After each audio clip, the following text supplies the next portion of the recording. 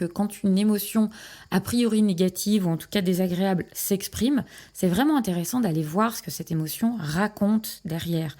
Parce qu'une émotion, ça n'est ni plus ni moins qu'un message que notre corps envoie à notre tête. On va le schématiser comme ça, c'est plus compliqué bien sûr, mais c'est un message pour moi de dire « Ouh, là, il y a un truc qui va pas ».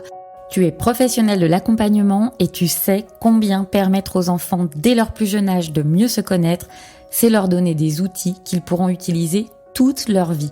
Parce que clairement, si toi, tu avais eu ces outils-là avant, il y a tellement de fois où tu aurais gagné du temps et de l'énergie dans ta vie. Alors tu es praticien en hypnose, sophrologue, thérapeute, travailleur social en libéral, bref, un professionnel de l'accompagnement qui a choisi d'accompagner les plus petits, les ados et parfois leurs parents, mais en parallèle, tu ne te sens pas toujours légitime pour accompagner ce public.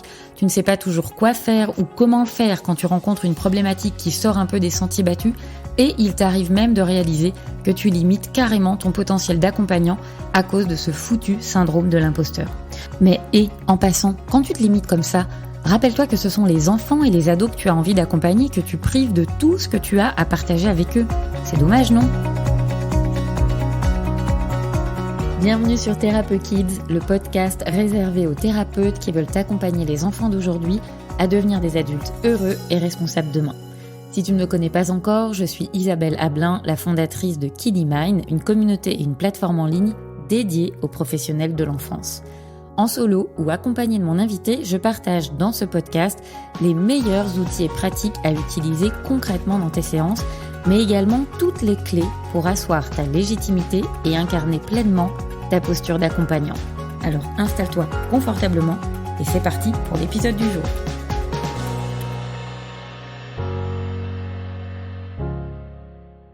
Avant de commencer, je sais que vous êtes nombreux et nombreuses en cette période d'été à déjà commencer à préparer la rentrée, anticiper l'année qui arrive et parfois aussi à être un peu dans l'inquiétude de ce qui fonctionnera ou non pour votre activité l'année prochaine.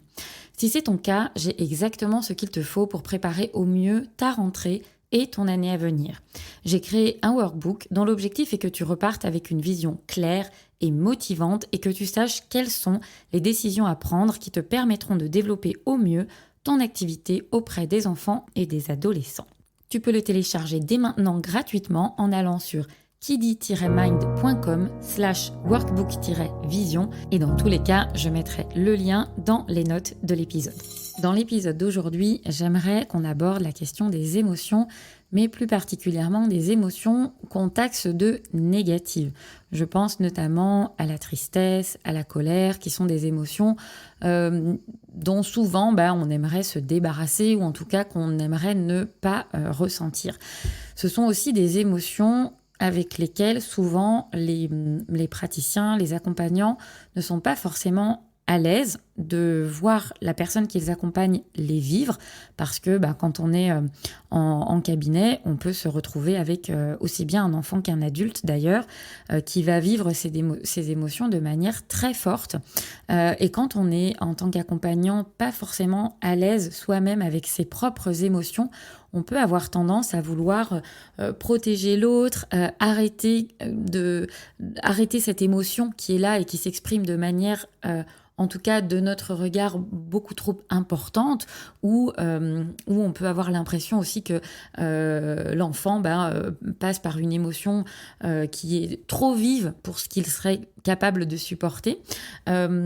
Encore que je trouve que, alors c'est quelque chose que vous pourriez me dire dans les commentaires, mais je trouve que moi en tout cas j'ai plutôt vu des adultes qui vont exprimer leurs émotions de manière extrêmement forte et les enfants, en tout cas dans le cadre de l'accompagnement, beaucoup moins. Mais peu importe, en tout cas, chacun, quel que soit l'âge, va traverser à un moment donné des émotions pas forcément agréables. Et donc, effectivement, un des premiers trucs, ce serait de se dire « Ouh, mince, l'idée, c'est pas d'accompagner en cabinet à ce que la personne revive des émotions désagréables. » Donc, tout dépend bien entendu de votre intention, de votre cadre d'accompagnement. Mais je crois justement que quand on pose un cadre qui est suffisamment sécure, c'est justement là que l'autre va pouvoir s'autoriser à exprimer des émotions qu'il peut avoir du mal à exprimer dans un autre cadre, dans son quotidien notamment. Et très souvent, on va avoir tendance à aller rechercher, à remplacer, par exemple, l'émotion négative par quelque chose de positif. Je lis régulièrement sur les réseaux des praticiens qui vont expliquer que, tiens, j'ai reçu tel enfant qui vivait une situation compliquée et donc j'ai axé ma séance à faire en sorte de faire monter une émotion positive pour que l'enfant se sente mieux. Alors, ok, apprendre à l'enfant à pouvoir se reconnecter à quelque chose qui est positif et qui va pouvoir l'aider à se projeter dans quelque chose qui est plus motivant, rassurant pour lui, ok. Mais quand on va utiliser ça pour venir remplacer une émotion qui serait négative parce que soi-même, en tant que praticien, on n'est pas forcément très à l'aise avec ça, je suis pas sûre que ce soit la meilleure des stratégies parce que le message inconscient qui passe derrière, c'est « ouh là là là là ». Surtout, cette émotion-là, elle est... Voilà, moi, peut-être en tant que praticien, je ne sais pas forcément la gérer, donc je vais, toi, t'apprendre à faire autrement parce que je projette que toi aussi, ça doit être compliqué de vivre cette émotion-là. Moi, je crois, et c'est pas une vérité, c'est ma manière à moi de voir les choses, mais moi, je crois au contraire que quand une émotion a priori négative ou en tout cas désagréable s'exprime, c'est vraiment intéressant d'aller voir ce que cette émotion raconte derrière. Parce qu'une émotion, ça n'est ni plus ni moins qu'un message que notre corps envoie à notre tête. On va le schématiser comme ça, c'est plus compliqué bien sûr, mais c'est un message pour moi de dire « ouh, là, il y a un truc qui va pas ».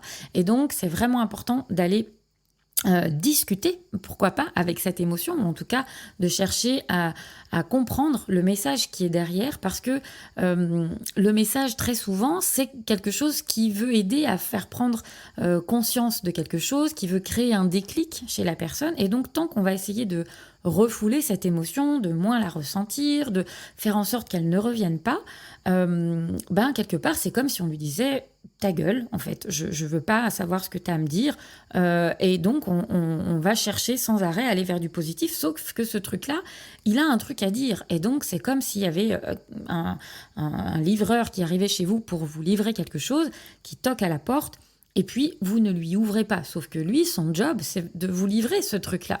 Et donc, peut-être qu'il va repartir, qu'il va aller demander aux voisins si vous habitez bien ici. Et donc, vous allez vous dire « Ouf, c'est bon, ça y est, il est reparti, je peux être tranquille ». Mais sauf que quand il va avoir confirmation que non, c'est bien là que vous vivez, il va revenir. Et puis, il va taper peut-être plus fort parce qu'à un moment donné, il va se rendre compte que vous êtes là dans la maison, mais que vous ne lui ouvrez pas. Et donc, comme son job, c'est de vous livrer ce truc-là, il va se dire « C'est pas possible ». Et donc, il va taper de plus en plus fort. Et le risque, c'est que quand vous ne voulez pas recevoir ce message-là, vous pouvez en plus avoir tendance à vous angoisser et à vous dire « mince, le truc tape de plus en plus fort, ça me fait encore plus flipper et j'ai encore moins envie d'aller voir ce qu'il y a derrière ». Ça, c'est souvent ce que nous, adultes, on peut ressentir. Et parce que concrètement, on apprend peu, voire pas, en tout cas de ma génération à moi, j'ai pas appris du tout ça quand j'étais petite et adolescente, à comprendre qu'une émotion, c'est d'abord un message que m'envoie mon corps. Et donc, quand on a compris ça, forcément, on va aller beaucoup plus vite ouvrir la porte et voir ce que c'est que ce truc-là. Et alors que quand on a tendance à se mettre les mains sur les oreilles et dire non, je veux surtout pas aller voir ce livreur, je veux pas savoir ce qu'il vient me livrer, je veux faire comme s'il n'existait pas, je veux faire en sorte de ne plus l'entendre, qu'il s'en aille. On est en train, en fait, de se monter en mayonnaise tout seul en se disant « mais si ça se trouve, il a un truc horrible à me livrer ». Alors qu'en fait, c'est peut-être juste un truc, le cadeau de quelqu'un ou quelque chose qu'on avait commandé et dont on ne se souvenait plus. Et les émotions, c'est pareil. C'est-à-dire que très souvent, on va s'en faire une montagne. Et puis, quand on va voir réellement ce que ça signifie, on réalise que non, finalement, c'était pas tant que ça. Ou waouh, j'avais jamais imaginé que cette émotion que je ressens comme désagréable et qui me pourrit la vie depuis aussi longtemps, finalement, l'intention qu'elle avait en essayant d'attirer mon attention, c'était une intention qui était plutôt chouette.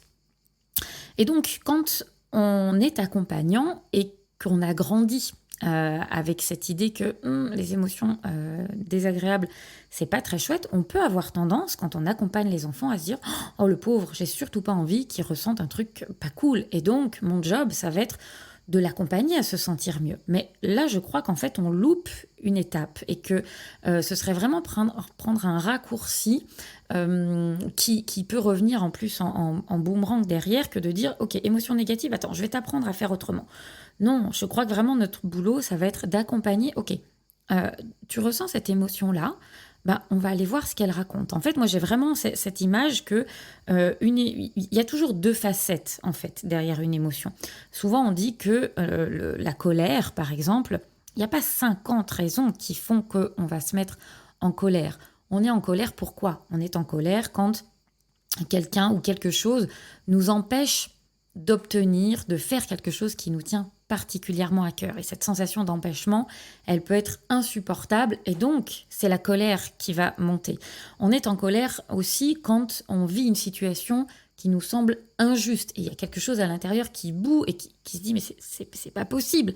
Et donc la colère finalement c'est une émotion qui est extraordinaire parce que elle raconte derrière combien c'est important pour vous ce truc qu'on vous empêche de faire, combien c'est important pour vous de pouvoir vous sentir entendu et ne pas vivre cette situation d'injustice. Et donc c'est très beau en fait, cette émotion de la colère. Et donc l'idée c'est comment on va pouvoir l'utiliser, la mettre au service en fait de quelque chose qui nous agace au plus haut point, quelque chose, une situation qu'on trouve injuste et dont on se dit mais là c'est pas possible, ça peut pas continuer comme ça. Et cette colère-là, bah, l'idée c'est que plutôt que de la ruminer en mode oui de toute façon c'est pas normal, c'est tous des cons, bah, comment je vais pouvoir la mettre au service d'une cause qui me tient à cœur.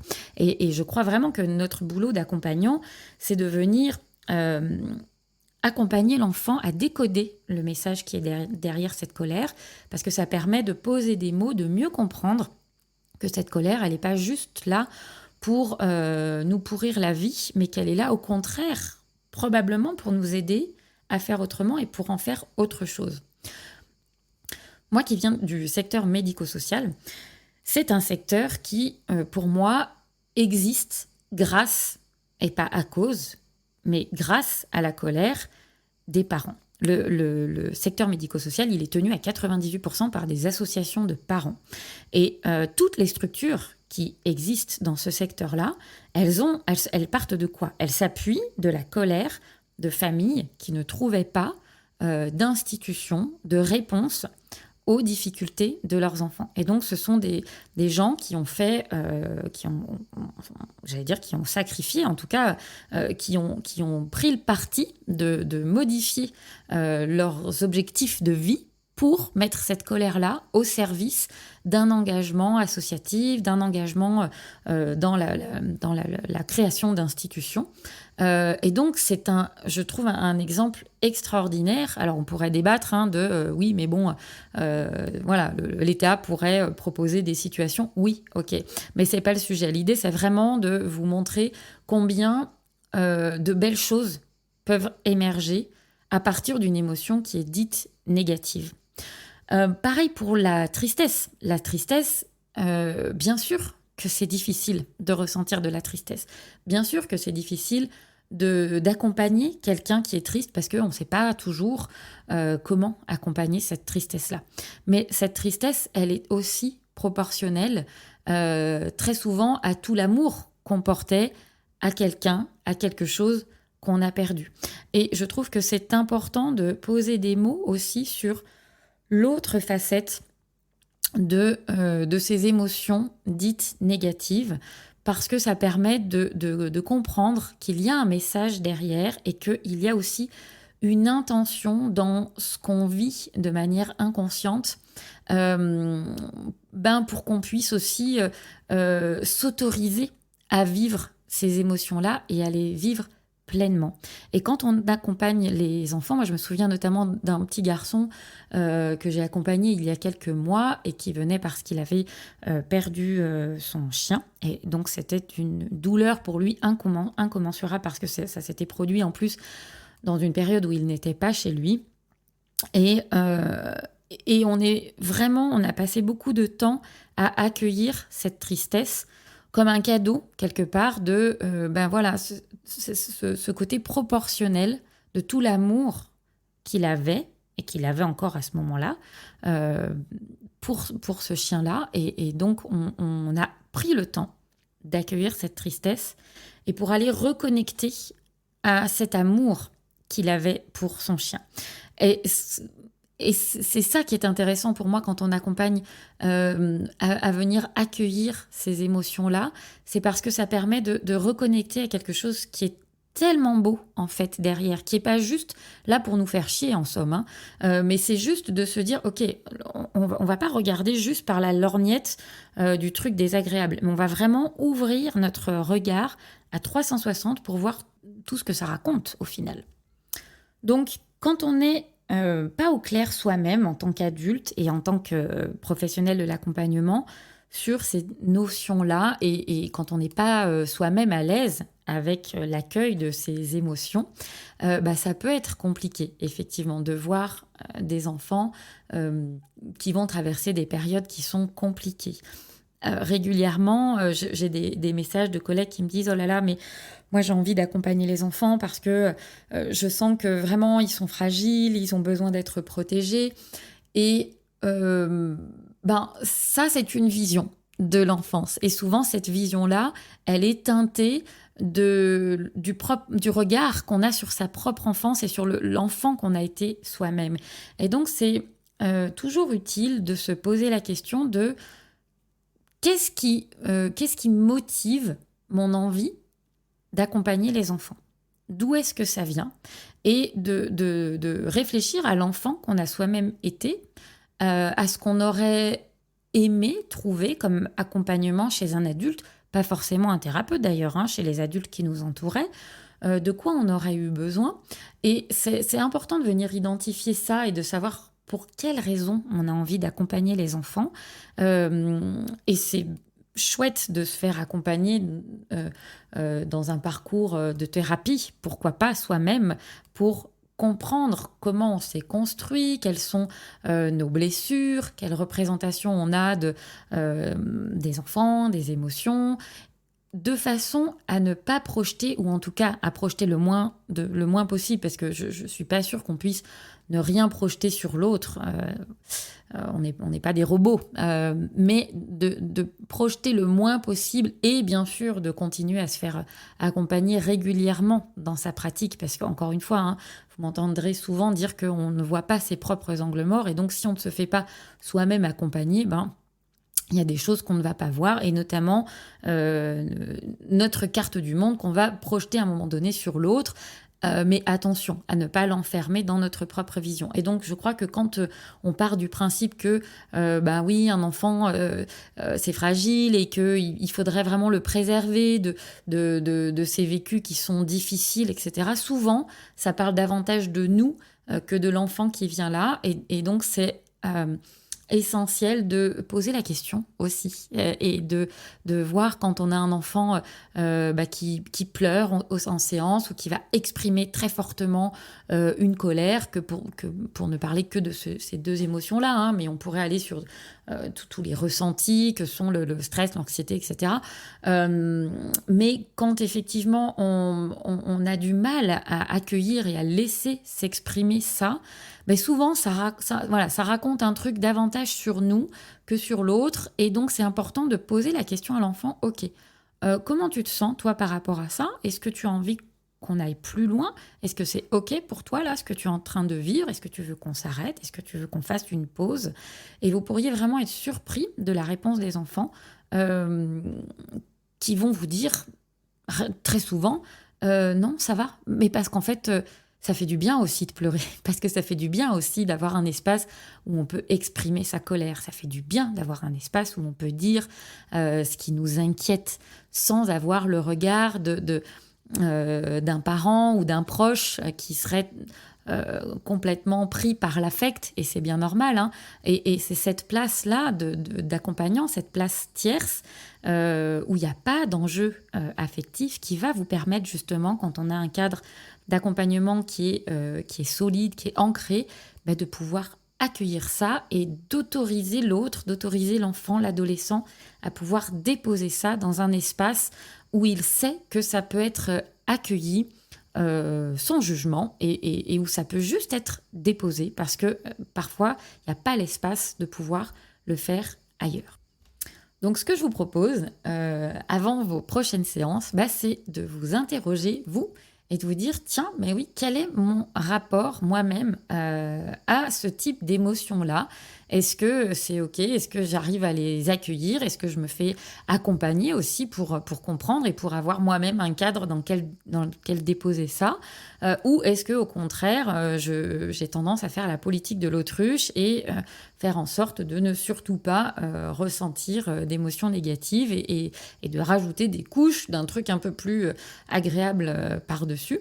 Et puis, une fois que vous commencerez à avoir des éléments de réponse par rapport à ça, de vous demander quelle vision vous avez de l'enfant que vous accompagnez ou des ados que vous accompagnez. Qu'est-ce que vous projetez, pour le coup, là, consciemment sur eux ? Comment vous les imaginez ? Est-ce que vous les sentez suffisamment capables de pouvoir accueillir ce type d'émotions ? Et comment vous vous sentez dans le fait de pouvoir laisser ces émotions s'exprimer pleinement ? Et puis, demandez-vous comment votre propre rapport aux émotions peut avoir un impact dans un sens comme dans l'autre sur vos accompagnements et ce que vous pourriez changer ou pas, d'ailleurs, en fonction de ce qui est juste pour vous, pour vos prochaines séances. Allez, je m'arrête là pour aujourd'hui et je vous dis à très vite pour le prochain épisode. Tu as aimé ce contenu ? A priori, oui, puisque tu es encore là et vraiment, je te remercie infiniment. Mais si tu as envie vraiment de m'aider à diffuser Thérapeute Kids et tous les contenus qui sont dans ce podcast, je t'invite à me laisser dès maintenant 5 étoiles sur Apple Podcast ou sur ta plateforme de podcast préférée. N'hésite pas à rajouter un commentaire si tu le souhaites. Je les lis tous et vraiment, c'est ce qui met du baume au cœur et qui invite à continuer de diffuser gratuitement tout ce que je te partage dans ce podcast et dans les autres contenus que tu peux trouver sur les réseaux sociaux. Et en parlant de réseaux, si tu penses que ça peut être utile pour un collègue et que tu souhaites le partager, n'hésite pas à me taguer @IsabelleAblin ou kiddy.mine sur Instagram. Je te dis à très vite.